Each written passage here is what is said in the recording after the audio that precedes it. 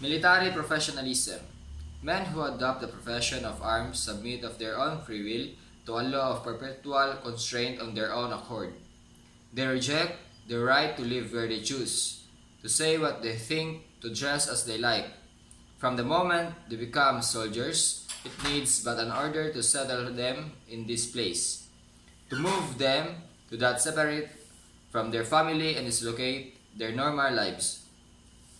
In the world of command, they must rise, march, run, endure bad weather, go without sleep or food, be isolated in some distant post, and work until they drop. They have ceased to be the master of their own fate. If they drop their own tracks, if their ashes are scattered to the four winds, that is all part and parcel of their job. Pledge of loyalty. If you work for a man, in heaven's name, work for him, speak well of him, and stand by the institution he represents. Remember that an ounce of loyalty is worth a pound of cleverness. If you must grow condemned and eternally find fault, why resign your position? And when you are on the outside, deign to your heart's content.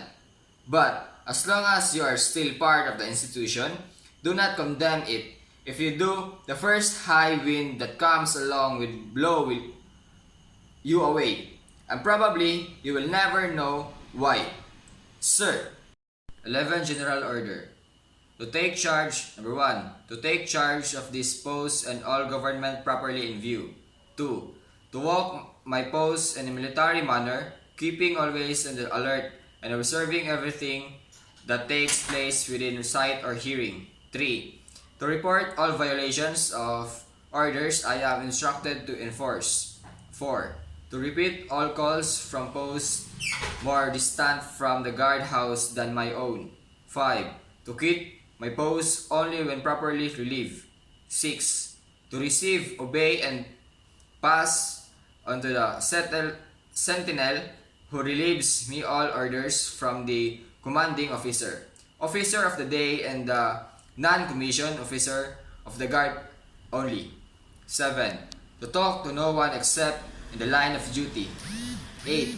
To give the alarm in case of fire or disorder.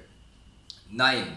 To call the commander of the relief in any case not covered by instructions. 10. To salute all officers and colors and standards not case. 11. To be especially watchful at night and during the time for challenging.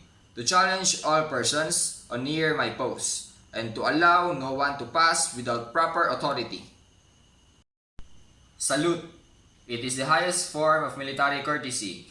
It is executed by raising your right hand smartly until the tip of the forefinger touches the top of the right eyebrow. Fingers are extended and joined.